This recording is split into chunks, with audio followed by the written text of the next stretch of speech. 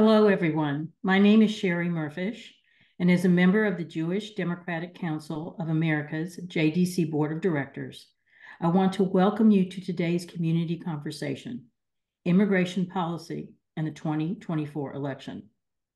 As a people who have wandered about for thousands of years, Jews are no strangers to the challenges of the immigrant experience, be it as refugees who were stripped of their citizenship and forcibly expelled, or as asylum seekers fleeing persecution and violence in search of a better life.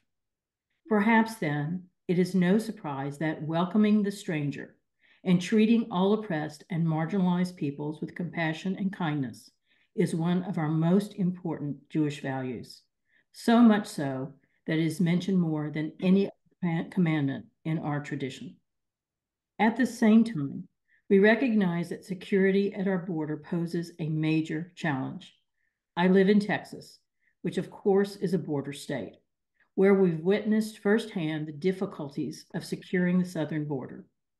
Meanwhile, Republicans, including Governor Abbott, continue to dehumanize migrants, treating them as political pawns.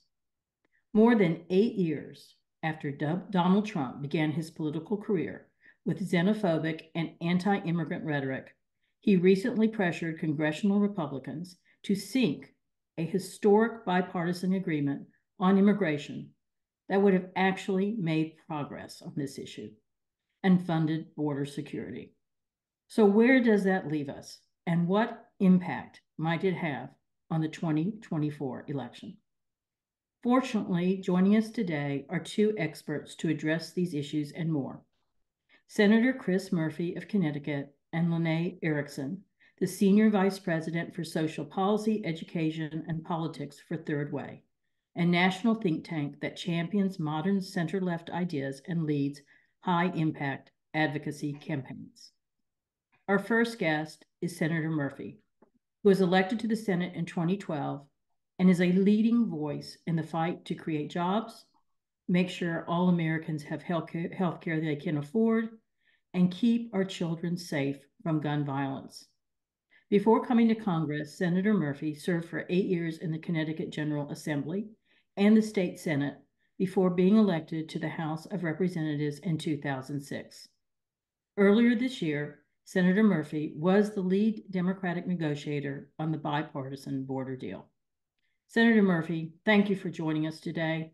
I will now pass it over to JDCA Board Chair Ron Klein to begin our conversation. Ron. Thank you, Sherry, and thank you for joining us, Senator Murphy. It's good to see you. We were elected at the same time to the House, and I saw you in action then, but you have only taken just incredible strides on not only fighting for gun reform after, of course, what happened in Sandy Hook and all the other things around that, but most recently, you've taken on the leadership role on immigration. So good to see you. And, good to see you, Ron. Congratulations as an aside on the UConn victories. Another big year for UConn and the Huskies, but I know that that's not so important to you. But we can listen. We can do a half an hour on UConn if you'd like. I'm sure we could. So today what we did want to talk about is immigration. You did through Senator Schumer placing you in a place with other senators in a bipartisan way, work extremely hard for many months. I saw you after things sort of collapsed, and we'll talk about that. And you had mentioned the frustration, but we're here today because this community, as you heard from Sherry's introduction, the Jewish community has the DNA of immigration in its blood historically. So we believe in it. We believe when we come to the Passover holiday, talk about strangers in a strange land and all those kinds of things that really relate to us historically about the importance of immigration. We believe in laws also. So of course, our appropriate way of dealing with immigration, but we believe and understand the strength of the United States is a strong immigration policy. So we know there are certain realities at the border, which I know that you've been focused on. And of course, there's the narrative of some of the more conservative media outlets, Fox and others, about some full-blown crisis that they like to show. Talk to us about the situation at our border as you see it and the research you've done, the problems with our current immigration policy, what's working, what's not working, and what needs changing. Well, Ron, great to be with you, Sherry. Thanks for the kind introduction, and just a big fan of what JDCA does for Jewish communities all around the country. And thank you for celebrating America's, the strength that America has gleaned for hundreds of years from immigrants who come to this country seeking a better life, fleeing terror and torture and persecution. Obviously, we are this experiment 240 years in. Never before in the history of the world has a country decided to both accept all, to be a true melting pot of religions and races and ethnicities, and do it in a democratic way in which we govern ourselves, right? This is the American experience, multicultural democracy, never been done before. It's no secret that this is a hard thing to keep together, given how experimental, how new, and how novel it is. And there's no doubt that, over the course of our history, demagogues and people who want to lead through divisive politics have tried to convince us that immigration is not our strength, but our weakness, and that we should be afraid of new entrants to this country. That, of course, is not true. It's our definitional strength.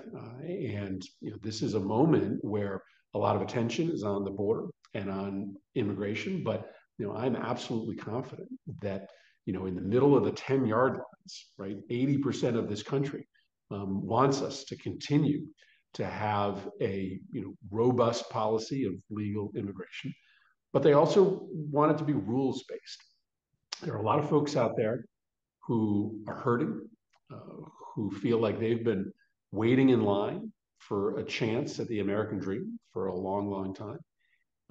And they look at, 10,000 people every day crossing the border, many of them without a valid claim for asylum, and they get angry about people who they perceive to be skipping the line. Whether that's true or not, that's the reality of how people are feeling today. And I think we owe it to all Americans who believe in immigration to have a system that is reliably rules-based. What's happening right now is that on an average day, you have 4,000 or 5,000 people crossing. Back at the end of last year, you had upwards of 10,000 people crossing every day. And we just don't have the resources to handle that number of people coming to the country. And so what ends up happening is that those people apply for asylum, right? We have a very proud history of bringing people to this country to flee terror and torture, including, many people from Jewish communities all around the world who came to this country to flee terror and persecution. But because we don't have the resources to handle that number of people, those folks end up staying here for 2 years, 5 years, sometimes 10 years before their claim ever gets adjudicated. And many of those claims get denied. So, a lot of those folks end up getting turned back to their home country because they didn't have a valid claim for asylum, but they were in the United States for a really, really long time. And so, the first thing we have to fix is that broken asylum process. We need to be able to adjudicate claims for asylum, not in 10 years, but in 10 days or in 10 weeks. And if you did that, you would provide a disincentive for people to come to the United States who don't have a valid claim, because you still have to pay a trafficker thousands of dollars in order to get to the United States. Well, maybe you're willing to do that if you think that even if you don't have a valid claim, you can be here for years. You won't do that if you're only going to be here for a handful of weeks or months. So that's probably the most important thing we need to fix, is that broken asylum application system. But there are other ways in which we need to improve it. For instance, when kids come to this country by themselves, they don't have any legal representation. These kids show up at a court hearing to try to make the case that they are indeed applying for asylum, and they have no adults representing them next to them. And so we've got to do a better job of protecting the people who come here, who are seeking asylum legitimately. Second, I'll just end here. Obviously, we have millions of people in this country today living in the shadows, who are working in our communities, who are paying taxes, who are members of our community, but who aren't Americans. We deserve to put them on a pathway to citizenship. We probably should prioritize these kids who came here when they were 2, 3, 4, 5 years old, who cannot be deported back to their country because this is their only home. But that should be a priority as well. What is broken about our immigration system is not just the border and the process of the border, but also our inability to do the right thing for people who are here and want a chance to stay here. Is one follow-up question. In your view, is there any definitional change necessary on what asylum means? Is the term in its present form adequate for 2024, 25, and going forward, or is there any adjustments needed? Well, we're getting now to the bipartisan bill that we drafted that unfortunately was summarily rejected by Republicans and Donald Trump. And as was mentioned, their rejection of the bill was not on the bill's merits. It was all about politics. To an extent, it was on the merits. They actually believed that the bill would be effective. They actually believed that our bill would dramatically reduce the number of people who were showing up every day at the border. And Donald Trump decided that he did not want there to be fewer people showing up at the border. He wanted there to be chaos at the border. So he rejected the bill, told all of his followers to vote against it. But one of the compromises in the bill was an adjustment in the definition of asylum, making the standard to apply and win asylum a little bit higher than it is today. And listen, that was I think much more a Republican priority than a Democratic priority, but we wanted to get a compromise. We wanted to make clear that we were willing to listen to Republican concerns, and one of their concerns was trying to raise that standard of asylum. So I think that you could solve this problem pretty easily by increasing the number of refugees you bring to the country, increasing the number of people who can come here on visas, work visas, and family visas, while leaving alone the asylum standard. Republicans did not want to increase the number of refugees. They did not want to increase the number of visas, although the compromise did include a historic increase in visas. Republicans just wanted to make it harder to come here through the asylum program. And so, again, because we were interested in getting compromise, we agreed to that increase in the asylum standard. I can certainly defend it. But to my mind, there would probably be better ways to reduce the number of people showing up here for asylum claims than just changing the standard.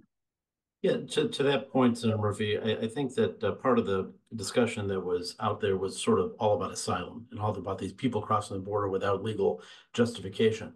I think the point you just made is probably one that we all can continue to talk about, which is that, listen, good legal immigration is good for the country. I mean, the Chamber of Commerce loves it. The business community needs immigrants to come through. This is really a very all-American kind of necessity to build the economy. And so maybe part of the solution is what you're talking about. In addition to talking about asylum, it's about having reasonable immigration laws that are enforceable, of course, and at the same time do it in a methodical way. People see these. I would just say people see help wanted signs throughout this country. I mean, obviously, we are at a historically low moment of unemployment. We have a very tight labor market. There's no doubt that we need more workers. And so, I was proud that the compromise bill we worked out did include an increase in visas by 250,000. I think that's the biggest, one-time increase in visas in a very, very long time. But it is just bad economics to not understand how important robust legal immigration is to keeping our economy humming. And I think that's certainly something that there's a part of the country that maybe is susceptible to some of these Republican points, but certainly would understand what you just explained, which is the business side, the economic side. Then everybody instinctually sees that there's a job shortage issue out there, that many of which are jobs that are typically filled by immigrants. Going back to your negotiated bill, can you share with us any other points you wanted to highlight that were part of the solutions that you and your colleagues came forward with? Sure. I mentioned that the bill fixed the asylum. Well, I mean, made a big down payment on fixing the asylum system. It would have reduced the time to decision on your asylum application from, as I said, 5 to 10 years down to weeks or months. That was probably the most important reform. The bill also would have given an emergency power to the president to stop taking asylum applications in between the ports of entry when crossings are unusually high. That was very, very important to Republicans. It ended up being very important to the president to have that emergency authority. There would be limits on that authority, but it's just true that there are times when the numbers are too high and you have to temporarily suspend asylum applications. As I mentioned, the bill would dramatically increase the number of visas that would bring people in through legal means. So a lot more people coming here to reunite with their families or ultimately to work. It would have increased the asylum standard. So to make that bar a little bit tougher to meet, the bill would have given resources to cities and towns who are sort of managing all of these additional people who are showing up. Would have increased the number of detention beds and Border Patrol agents. So we would have had a $20 billion investment in border security and immigration management, which would have been really, really impactful. As I said, it would have made an investment in legal resources. The bill, for the first time ever, would guarantee every immigrant the right to legal counsel if they wanted it, and would have provided it for free for minors, for very young kids who are showing up here by themselves. The bill, ended up being, a mix of tough border provisions, but also provisions to improve our existing immigration system and give more benefits to those coming to the country or those who are seeking asylum. It was a true compromise. I mean, an old school Washington compromise, one that was, worked out with James Lankford, a very conservative border hawk from Oklahoma. Mitch McConnell was in the room for these negotiations. Lindsey Graham was part of the negotiations. I was really proud to, have struck this deal, and was very hopeful even up until the last minute that we were going to be able to get a fair hearing in the United States Senate. If we had passed this bill, we would have made an enormous down payment on border security, on fixing a broken immigration system, probably the most important immigration and border reform in 40 years. But of course, that's not how it turned out. Well, incredible statesmanship on your part and your colleagues, both Democrat and Republican, and we thank you for that. We're a political organization. Our goals are to elect Democrats who share our values, such as yourself, of course, but and many others. And immigration is part of the discussion. We know that former President Trump is going to try to use this as some type of bludgeon, but we now have an example of how we push back. So how do you see the immigration issue coming forward in this election, and what are the best things that you think that we can do to help distinguish the approach that you took and other ways to sort of isolate, the hard-edged approach that Trump is taking and trying to just, play politics with it? Well, listen, the only silver lining to this debacle is the political silver lining. We now know for certain that the Republican Party, and Donald Trump specifically, has no interest in fixing our broken border because they were presented with a bipartisan bill that Republicans requested, negotiated by a hard-line Republican senator. And within 24 hours of the bill's release, before any of them could even read it, they rejected it. Donald Trump instructed all of his allies in the Congress to oppose it because he and the Republican Party do not want the border to be under control. All they view the issue of immigration as is a political weapon to be used against Democrats. I sort of, think of it this way. What would Republicans talk about? What would Fox News be if it wasn't just a forum to complain about the border? What would my Republican Senate colleagues do on the weekends if they couldn't go to the border and dress up like border agents and pretend that they're out there rounding up immigrants? This issue and the unresolved nature of this issue of immigration has become existential to the existence of the Republican Party. So the Republican Party just told loud and clear they are never going to solve the problem at the border, even when presented with a way to do it. That's a real opportunity for Joe Biden and the Democrats because we now have a bill that we're for. We have a proposal that we can say will dramatically change the reality at the border, we'll bring it under control, we'll help fix our broken asylum system, we'll treat immigrants more humanely. We are willing to support that. Republicans are not. We should go out and scream that from the rooftops. I mean, Lanae will tell you, their polling shows that, well, right now, Republicans enjoy a very disturbing and dangerous advantage when it comes to how voters perceive the two parties on immigration. That advantage disappears as soon as you tell them, wait, there was a bill to fix the border. Donald Trump told Republicans to oppose it because he wants to keep the border a mess. Voters actually are willing to believe that message because they kind of sniff and smell insincerity from Republicans. It's not like this doesn't square with the way in which they generally understand Trump's motivations. So if we just tell this story, what the bill did, why Donald Trump tanked it, and what it says about Republican views on immigration, we take an issue that's a liability for us, and we, at worst, draw even.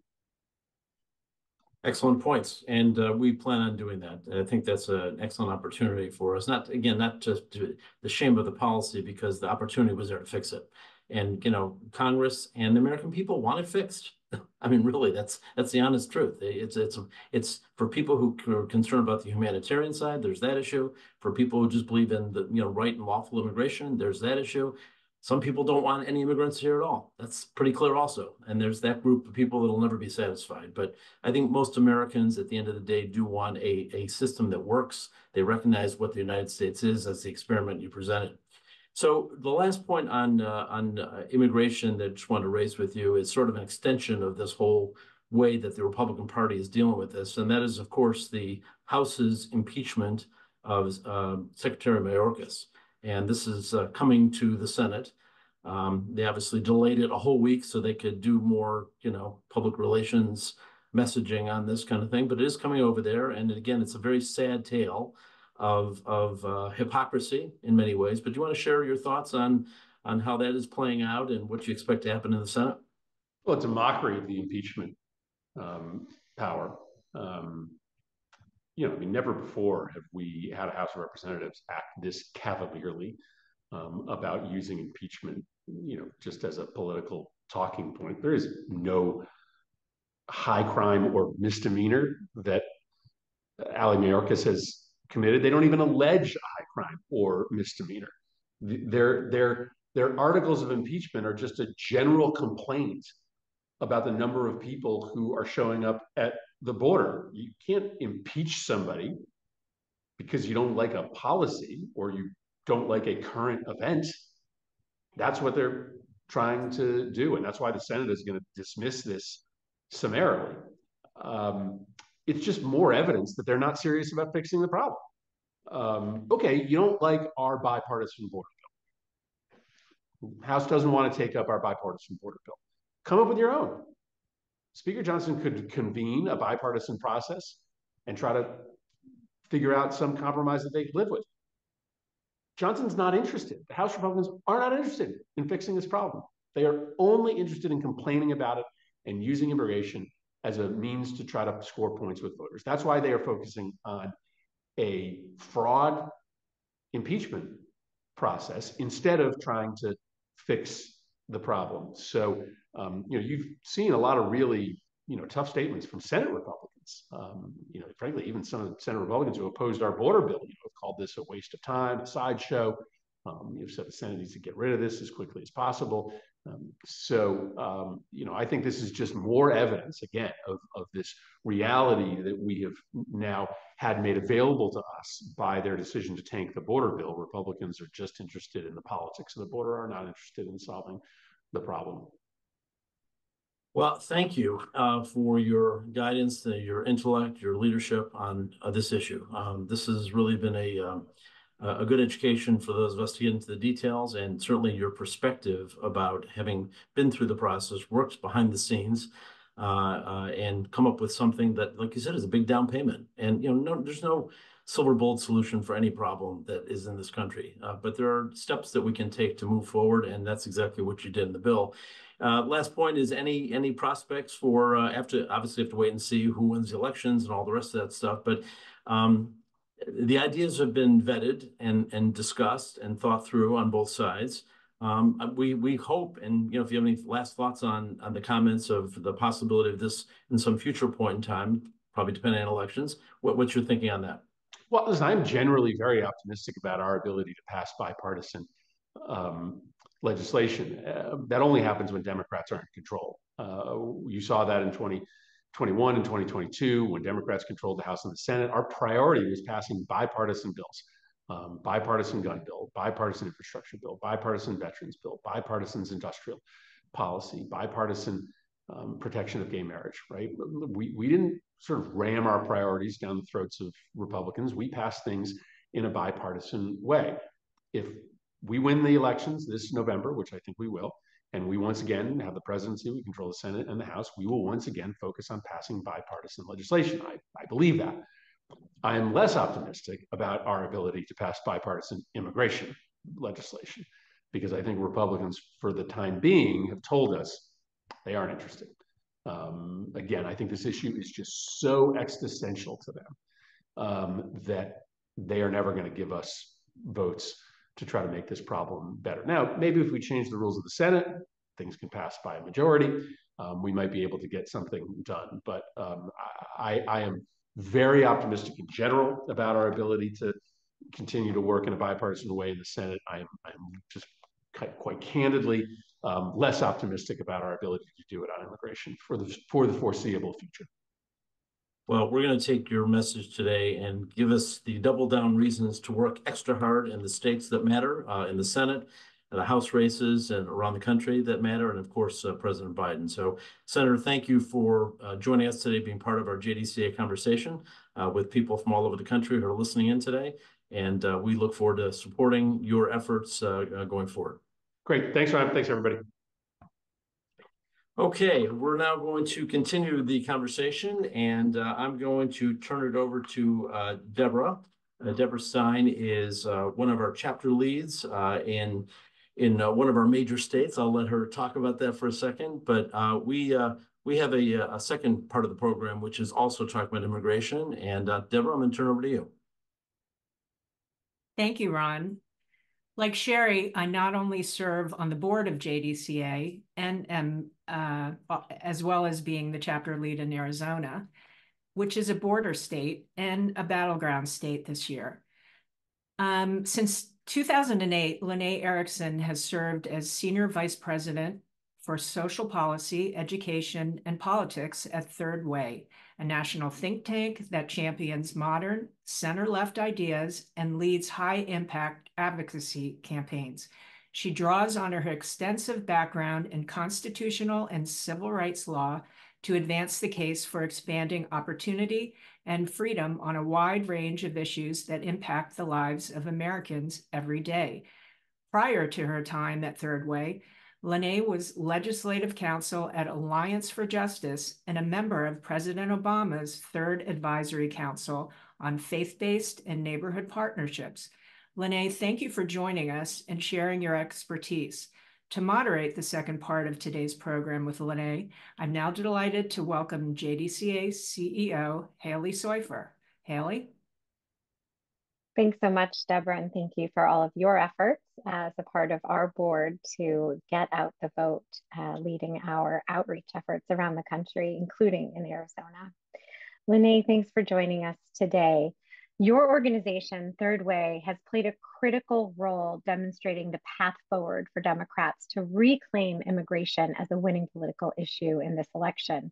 Your recent poll found the Senate's bipartisan border deal, which we just heard about, which was killed by Donald Trump, was popular among Americans. And what is the current political landscape of public opinion as it relates to immigration? And how can Democrats message on this and border security in a way that will help us in this election? Yeah, thank you so much for having me here today. I think we have to start with the fact that this issue is higher salience than maybe it has been in any point of my political career. People care about this issue, and about 80% of Americans say that the government is doing a bad job at handling the issue at the border. About 75% say that it is either a major problem or a crisis that we are facing. So this is not an issue that people can kind of sweep under the rug. It's something that voters really care about, and they want to know where candidates stand, where parties stand on what can be done about it. So the sad truth, which Senator Murphy talked about, is that Republicans start out with an advantage on the issue. You know, in our most recent poll, which was House battleground districts of 1,000 people with an oversample of Latino voters, we found that Republicans were trusted more on the issue by about 15 points. But part of the reason they were trusted more on the issue was because voters thought that they were the only ones that cared about it. They were the only ones that were focused on it. So the number of people who said Republicans are the ones focused on fixing the border and reforming our immigration system was nearly identical to the number of people who said they trusted them more on it, which tells me that Democrats have a real opportunity, which is to say, if we engage on this issue and we talk about our solutions and what we think needs to be done on the border, we can erase that advantage pretty fast. And in fact, that was what we saw in the poll. We talked about the bipartisan border deal that was negotiated. We talked about the details of it. We talked about all of the pieces that Senator Murphy outlined, including some of the tougher pieces that maybe Democrats wouldn't do if we had our druthers and controlled all levers of government, but that were part of this bipartisan negotiation. And we also talked about the legal pathways pieces that he talked about, historic increases in worker and family visas, allowing work permits for people who are here while they're waiting for their cases to be heard. All of those pieces tested in the 70s and 80s with voters. That was across Democrats, independents, Latino voters, all of the different demographics thought that those pieces were important components of what we need to do to address the problem at the border. So we found that if we talk about the fact that we had this solution, Republicans refused to take yes for an answer, and that Democrats are actually the ones who want to acknowledge the problem at the border, restore order at the border. We don't have to talk about a border wall. We can talk about restoring an orderly process. That's really what people want to see. And creating a system where people can make their case. They can make their case under US law, and they get a decision that is fast, fair, and final about whether they can stay here. And if you talk about that and you talk about the fact that that was in fact what was negotiated, but Republicans won't allow a vote on it, all of a sudden that 15-point deficit closes to within the margin of error. So I don't think that Democrats can necessarily win on immigration this election season, but knowing that it's something that voters care a lot about, we have to at least close that gap. And if we can get to pretty much parity on the issue, then that's going to allow voters to assess the party and our candidates on a whole lot of other issues that they agree with us on. So I think that's really our imperative moving forward, is to embrace the deal, say that we are the party of solutions, we want to restore order at the border, and make the case that Republicans just simply aren't serious. Thank you. For years, as we've been discussing, Republicans have tried to claim immigration is an issue that would work to their benefit.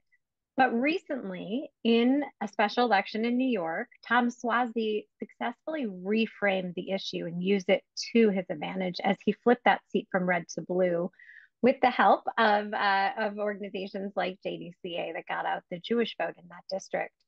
What lessons can we learn from that special election that can help to guide us as we approach November? I think there are two big lessons from the Suozzi race, which was really well timed, given everything that was happening in Washington, D.C. As you all mentioned, talking to the senator, he had been negotiating for months and months and months on this issue. But the negotiations came out right before the Suozzi race, and then the Republicans tanked it within a matter of hours. I mean, I was skeptical that we would actually get a bill signed into law, given how much politics the Republicans have continued to play on this issue, but I didn't think it would die in 3 hours. They really kind of outperformed themselves in terms of being hypocrites on the issue, and they killed it so quickly, and then Suozzi was really able to capitalize. And I think he did two things that were really important. The first is that he wasn't scared of talking about the issue. I think there are too many Democrats who are afraid they're going to say something that's going to make someone on Twitter mad, that someone's going to yell at them about something. And so they're just afraid to talk about the problem or what we should do about it because they think there are too many landmines. So they avoid it altogether. And a lot of their consultants actually advise them to avoid it. I saw a lot of the coverage of the Suozzi race right before it happened, the day before it happened. There were all these consultants in the paper saying, Tom Suozzi is doing the wrong thing. He is engaging on their turf. This is really bad. He should change the subject to prescription drug prices or something else that people like about Democrats. Well, that doesn't work.